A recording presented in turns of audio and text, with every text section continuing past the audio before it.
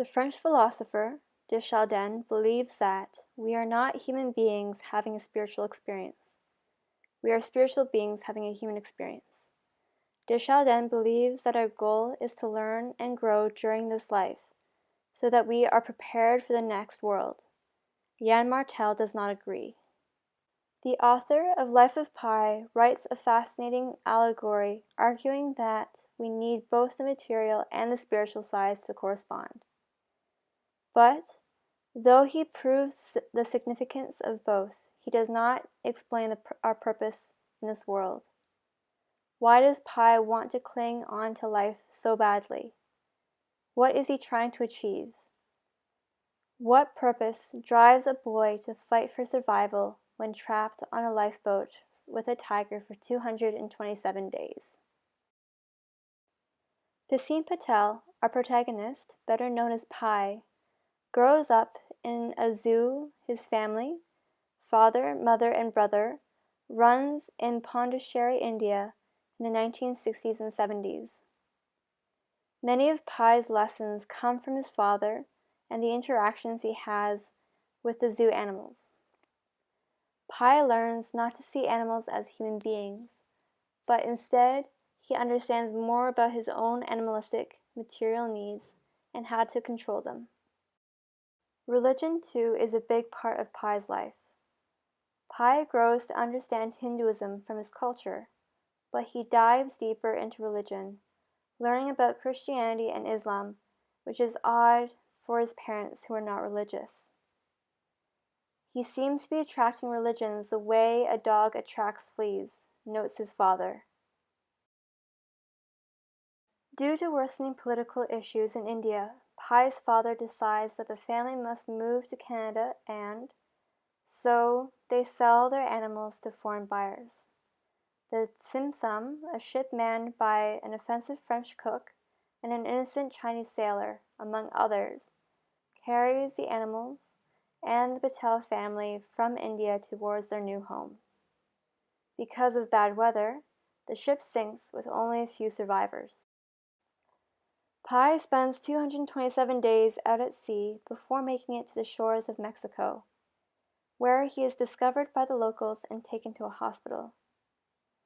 There he tells his story to two Japanese men, Mr. Okamoto and his assistant, Mr. Chiba, who work for the Japanese Ministry of Transport.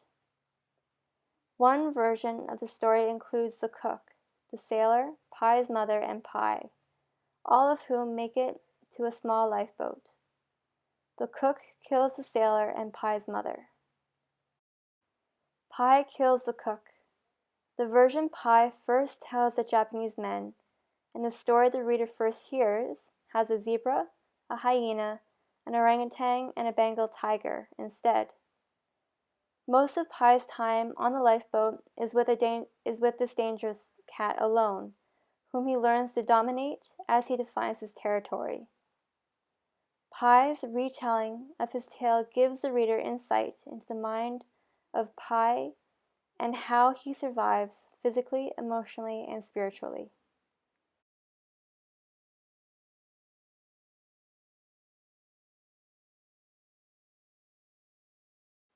Pi is a gentle spirit who proves his love and devotion to God through his fascination with religion, specifically Hinduism, Christianity, and Islam. He expresses a number of occasions where he feels God's presence. I felt God come close to me. The presence of God is the finest of rewards.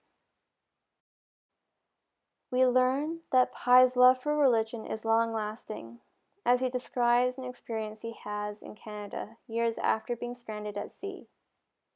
He explains the setting. It was a clear, sunny day after a night of snowfall. All nature was blanketed in white. As I was coming up from the house, I turned my head.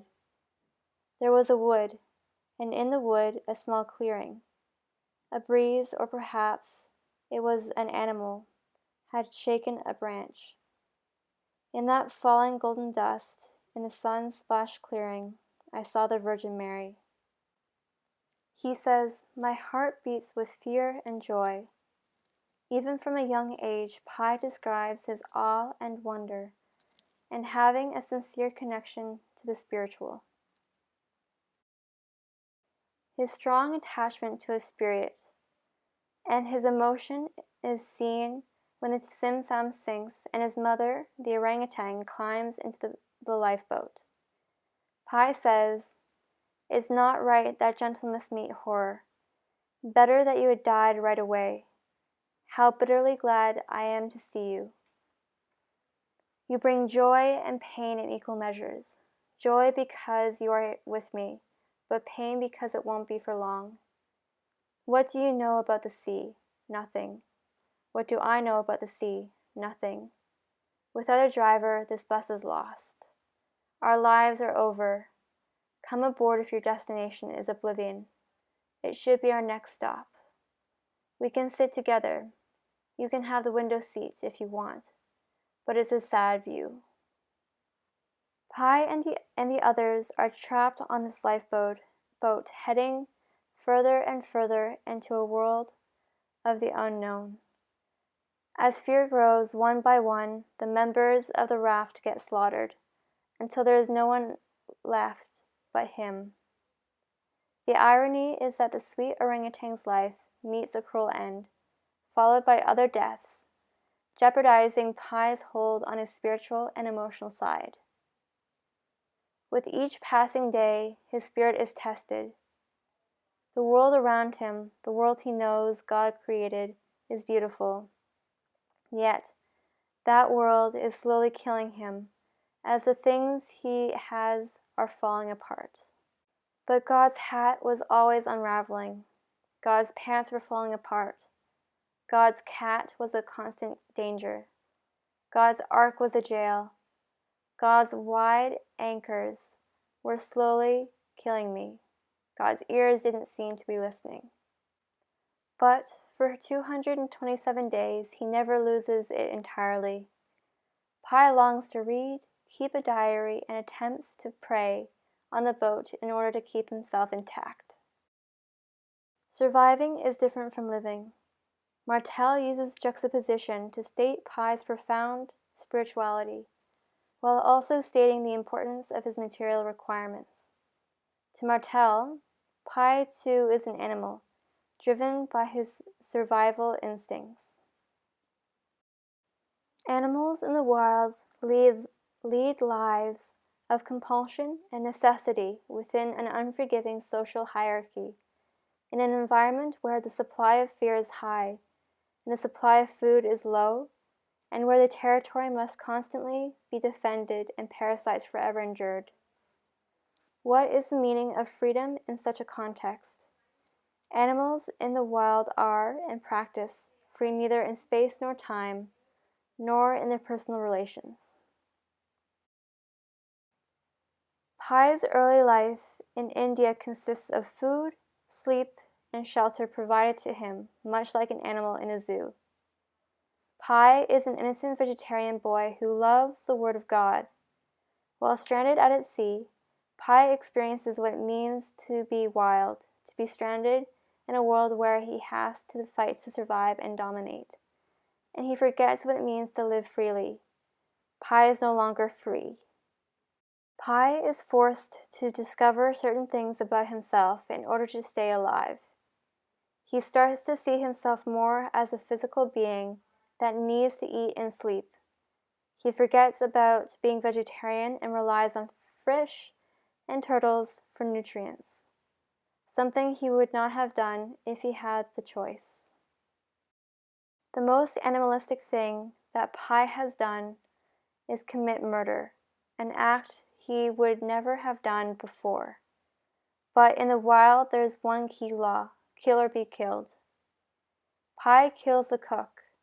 Metaphorically, Richard Parker kills the hyena. To Pi, it is his life or the cook's. Animals do not feel guilty when they kill. They just do it. There is no free choice. According to Martel, people are both spiritual and material creatures, with heavenly and animalistic yearnings. Martel demonstrates these two sides in the relationship between Richard Parker and Pi by putting the two characters in a context that contrasts the animal and the human. I will tell you a secret. A part of me was glad about Richard Parker. A part of me did not want Richard Parker to die at all, because if he died, I would be left alone with despair, a foe even more formidable than a tiger. He pushed me to go on living. I hated him for it, yet at the same time I was grateful. Richard Parker depends on Pi just as much as Pi depends on Richard Parker. But if Richard Parker is only a metaphor, then it is the lower nature that helps Pi, the higher nature. Pi tells us, I speak in all modesty when I say this, but I discovered at that moment that I have a fierce will to live. Richard Parker is initially a zoo animal, and like Pi, the tiger is used to having the essentials provided, and therefore relies on Pi to feed him. Food, water, and training is how Pi gains dominance over Richard Parker. In one scene, Richard Parker tries to catch a flying fish when a Dorado falls into the boat. Pi manages to stare Richard Parker down and trains Richard Parker to know that Pi is in charge. For 2, perhaps 3 seconds, a terrific battle of minds for status and authority waged between a boy and a tiger. He needed to make only the shortest of lunges on top of me, but I held my stare. Richard Parker licked his nose, groaned, and turned away.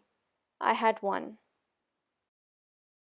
However, the bond between the lower and the higher is complicated, and which one will dominate in a certain situation is hard to know.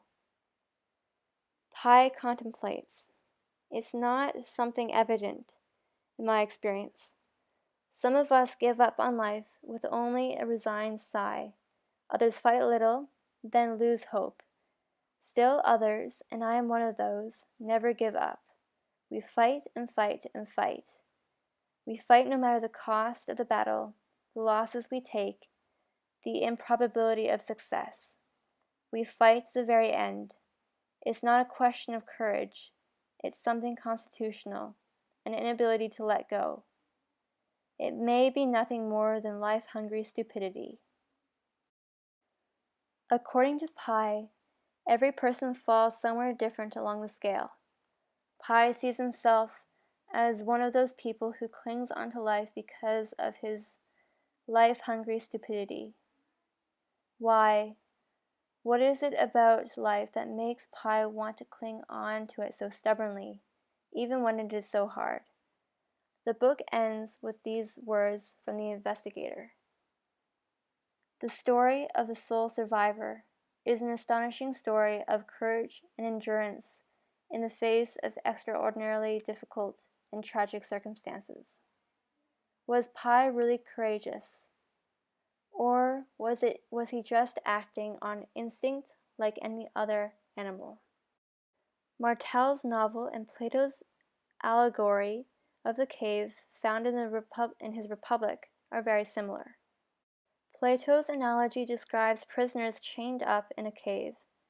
Behind them is a light source, likely a fire, that projects light onto the wall in front of them, and from time to time the prisoners see shadows appear on the wall. These images are of people and objects that come from travelers walking behind them. The cave is all the prisoners are able to comprehend. Then a prisoner escapes one day and sees the world for what it truly is, a world far surpassing what the prisoner once knew in the cave. The escaped prisoner returns to the cave, hoping to explain his new discoveries to the others. But the other prisoners cannot understand more than what they know, and therefore cannot understand the world outside the cave. To Plato, the escaped prisoner represents the philosopher king, someone who has seen reality and attempts to share it with the others. Martel's allegory includes a tiger, Richard Parker, who represents the prisoners facing the wall in the cave, someone who cannot comprehend more than what he can see, and has no ability to seek more than what he needs to survive. The boy, Pi, represents the escaped prisoner, who tries to break free from the chains of material needs and seeks a higher truth, a greater reality. In this way, Martel is showing us that humans are a paradox. He shows that we need both the material and the spiritual. However, he does not tell us why. What purpose drives a boy to fight for survival when trapped on a lifeboat with a tiger for 227 days?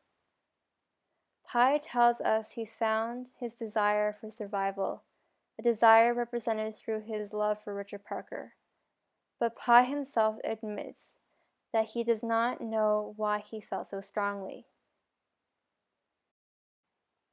Plato, on the other hand, gives us a reason: justice.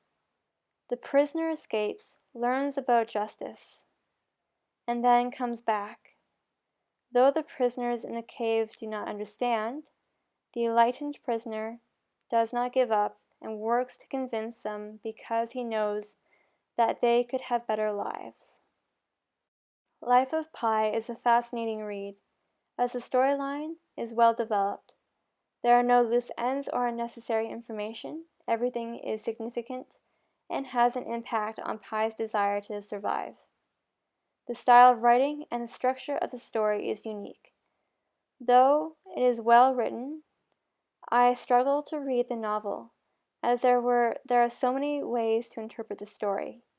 I frequently had to reread sentences, paragraphs, or even whole chapters, just to attempt to understand what Martel is trying to imply. Pi is the omniscient narrator, as he is telling it years later to a writer. Much of his story consists of his materialistic journey, as well as his spiritual quest. But the story Pi tells on the boat can be taken as the reader sees fit. Maybe Pi was on a boat with animals, specifically a dangerous cat. Maybe it is all a metaphor, and the truth is told in the story Pi tells the Japanese men. Pi explains that it is up to us to determine how we want to understand his struggle for survival. Even if it does not answer all the philosophical questions, it is still worthy of his praise.